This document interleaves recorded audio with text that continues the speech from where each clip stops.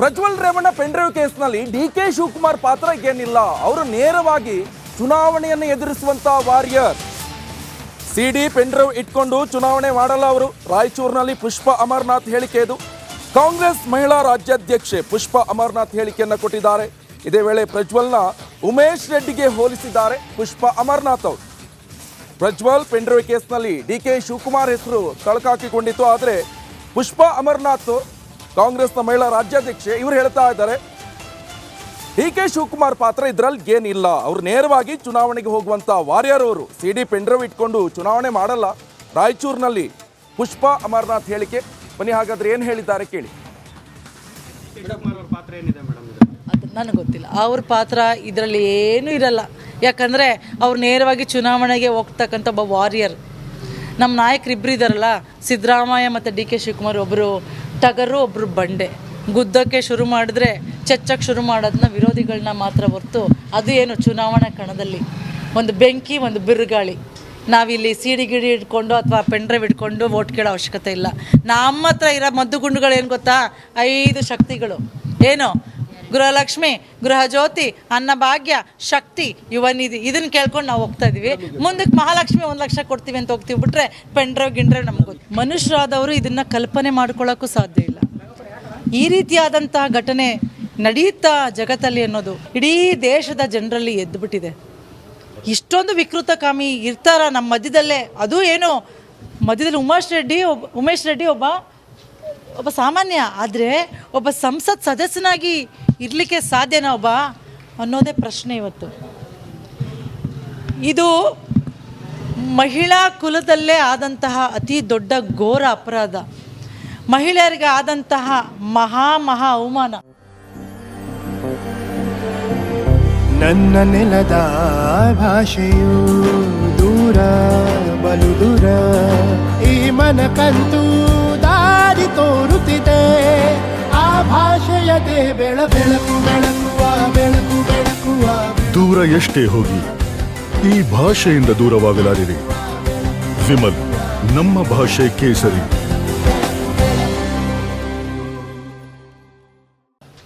ಕರ್ನಾಟಕದ ಹೆಸರನ್ನು, ಕರ್ನಾಟಕಕ್ಕೆ ಅದರದೇ ಆದಂಥ ಒಂದು ಗೌರವ, ಘನತೆ ಎಲ್ಲವನ್ನ ತಂದುಕೊಟ್ಟಿದ್ವಿ. ಕರ್ನಾಟಕ ಅಂದರೆ ಒಂದು. ಪ್ರಜ್ವಲ್ ರೇವಣ್ಣ ಪೆಂಡ್ರೈವ್ ಕೇಸ್ನಲ್ಲಿ ಡಿಕೆ ಶಿವಕುಮಾರ್ ಪಾತ್ರ ಏನಿಲ್ಲ. ಅವರು ನೇರವಾಗಿ ಚುನಾವಣೆಯನ್ನು ಎದುರಿಸುವಂತ ವಾರಿಯರ್.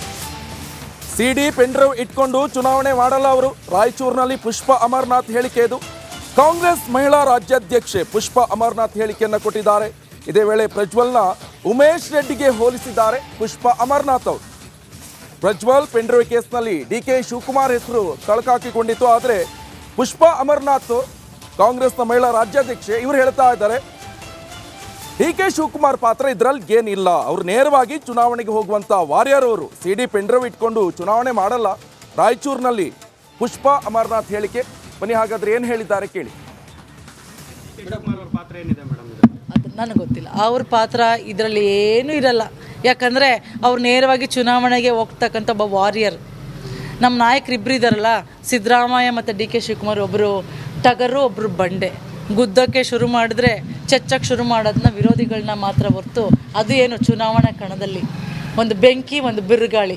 ನಾವಿಲ್ಲಿ ಸಿಡಿ ಗಿಡಿ ಇಟ್ಕೊಂಡು ಅಥವಾ ಪೆಂಡ್ರೈವ್ ಇಟ್ಕೊಂಡು ವೋಟ್ ಕೇಳೋ ಅವಶ್ಯಕತೆ ಇಲ್ಲ. ನಮ್ಮ ಹತ್ರ ಇರೋ ಮದ್ದುಗುಂಡುಗಳು ಏನು ಗೊತ್ತಾ? 5 ಶಕ್ತಿಗಳು. ಏನು?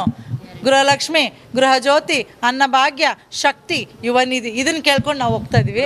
ಮುಂದಕ್ಕೆ ಮಹಾಲಕ್ಷ್ಮಿ 1 ಲಕ್ಷ ಕೊಡ್ತೀವಿ ಅಂತ ಹೋಗ್ತೀವಿ. ಬಿಟ್ರೆ ಪೆಂಡ್ರೈವ್ ಗಿಂಡ್ರೈವ್ ನಮ್ಗೆ ಗೊತ್ತು. ಮನುಷ್ಯರಾದವರು ಇದನ್ನು ಕಲ್ಪನೆ ಮಾಡ್ಕೊಳ್ಳೋಕ್ಕೂ ಸಾಧ್ಯ ಇಲ್ಲ.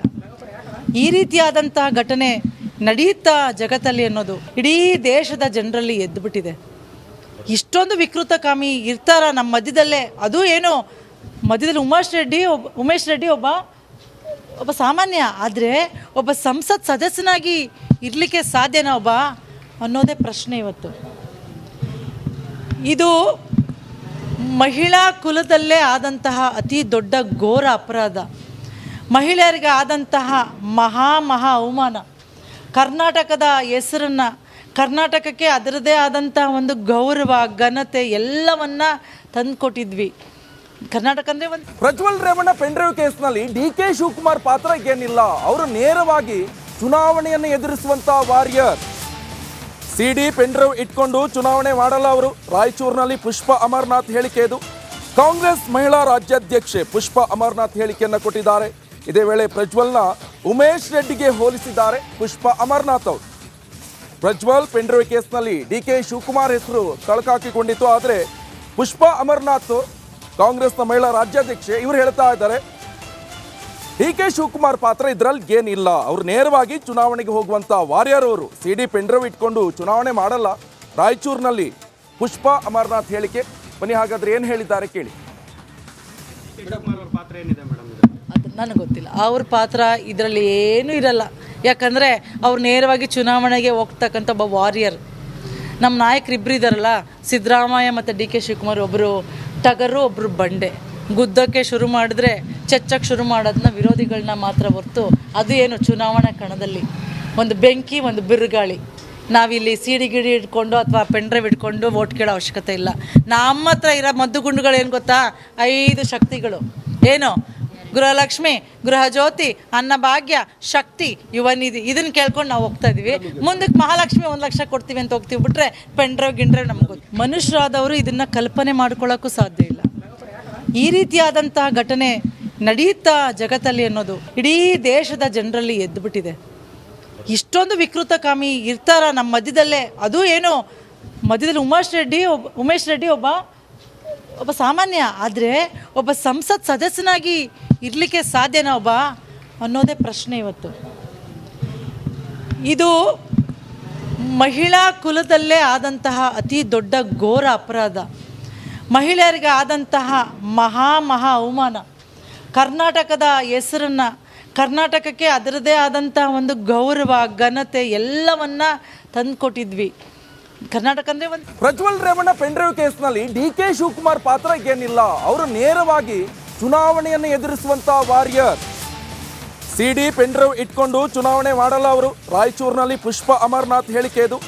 ಕಾಂಗ್ರೆಸ್ ಮಹಿಳಾ ರಾಜ್ಯಾಧ್ಯಕ್ಷೆ ಪುಷ್ಪ ಅಮರನಾಥ್ ಹೇಳಿಕೆಯನ್ನು ಕೊಟ್ಟಿದ್ದಾರೆ. ಇದೇ ವೇಳೆ ಪ್ರಜ್ವಲ್ನ ಉಮೇಶ್ ರೆಡ್ಡಿಗೆ ಹೋಲಿಸಿದ್ದಾರೆ ಪುಷ್ಪ ಅಮರನಾಥ್ ಅವರು. ಪ್ರಜ್ವಲ್ ಪೆಂಡ್ರೈವ್ ಕೇಸ್ನಲ್ಲಿ ಡಿಕೆ ಶಿವಕುಮಾರ್ ಹೆಸರು ತಳಕಾಕಿಕೊಂಡಿತ್ತು. ಆದರೆ ಪುಷ್ಪ ಅಮರನಾಥ್ ಕಾಂಗ್ರೆಸ್ನ ಮಹಿಳಾ ರಾಜ್ಯಾಧ್ಯಕ್ಷೆ ಇವರು ಹೇಳ್ತಾ ಇದ್ದಾರೆ ಡಿಕೆ ಶಿವಕುಮಾರ್ ಪಾತ್ರ ಇದರಲ್ಲಿ ಏನಿಲ್ಲ, ಅವರು ನೇರವಾಗಿ ಚುನಾವಣೆಗೆ ಹೋಗುವಂತ ವಾರಿಯರ್ ಅವರು. ಸಿಡಿ ಪೆಂಡ್ರೈವ್ ಇಟ್ಕೊಂಡು ಚುನಾವಣೆ ಮಾಡಲ್ಲ. ರಾಯಚೂರಿನಲ್ಲಿ ಪುಷ್ಪ ಅಮರನಾಥ್ ಹೇಳಿಕೆ. ಬನ್ನಿ ಹಾಗಾದ್ರೆ ಏನು ಹೇಳಿದ್ದಾರೆ ಕೇಳಿ. ಅದು ನನಗೆ ಗೊತ್ತಿಲ್ಲ. ಅವ್ರ ಪಾತ್ರ ಇದರಲ್ಲಿ ಏನೂ ಇರಲ್ಲ. ಯಾಕಂದರೆ ಅವ್ರು ನೇರವಾಗಿ ಚುನಾವಣೆಗೆ ಹೋಗ್ತಕ್ಕಂಥ ಒಬ್ಬ ವಾರಿಯರ್. ನಮ್ಮ ನಾಯಕರಿಬ್ಬರು ಇದ್ದಾರಲ್ಲ, ಸಿದ್ದರಾಮಯ್ಯ ಮತ್ತು ಡಿ ಕೆ ಶಿವಕುಮಾರ್, ಒಬ್ಬರು ಟಗರು, ಒಬ್ಬರು ಬಂಡೆ. ಗುದ್ದಕ್ಕೆ ಶುರು ಮಾಡಿದ್ರೆ ಚಚ್ಚಕ್ಕೆ ಶುರು ಮಾಡೋದನ್ನ ವಿರೋಧಿಗಳನ್ನ ಮಾತ್ರ ಹೊರ್ತು ಅದು ಏನು ಚುನಾವಣಾ ಕಣದಲ್ಲಿ ಒಂದು ಬೆಂಕಿ, ಒಂದು ಬಿರುಗಾಳಿ. ನಾವಿಲ್ಲಿ ಸಿಡಿ ಗಿಡಿ ಇಟ್ಕೊಂಡು ಅಥವಾ ಪೆಂಡ್ರೈವ್ ಇಟ್ಕೊಂಡು ವೋಟ್ ಕೇಳೋ ಅವಶ್ಯಕತೆ ಇಲ್ಲ. ನಮ್ಮ ಹತ್ರ ಇರೋ ಮದ್ದುಗುಂಡುಗಳು ಏನು ಗೊತ್ತಾ? 5 ಶಕ್ತಿಗಳು. ಏನು? ಗೃಹಲಕ್ಷ್ಮಿ, ಗೃಹಜ್ಯೋತಿ, ಅನ್ನಭಾಗ್ಯ, ಶಕ್ತಿ, ಯುವನಿಧಿ. ಇದನ್ನು ಕೇಳ್ಕೊಂಡು ನಾವು ಹೋಗ್ತಾ ಇದೀವಿ. ಮುಂದಕ್ಕೆ ಮಹಾಲಕ್ಷ್ಮಿ 1 ಲಕ್ಷ ಕೊಡ್ತೀವಿ ಅಂತ ಹೋಗ್ತೀವಿ. ಬಿಟ್ರೆ ಪೆಂಡ್ರೈವ್ ಗಿಂಡ್ರೈವ್ ನಮ್ಗೆ ಗೊತ್ತು. ಮನುಷ್ಯರಾದವರು ಇದನ್ನು ಕಲ್ಪನೆ ಮಾಡ್ಕೊಳ್ಳೋಕ್ಕೂ ಸಾಧ್ಯ ಇಲ್ಲ.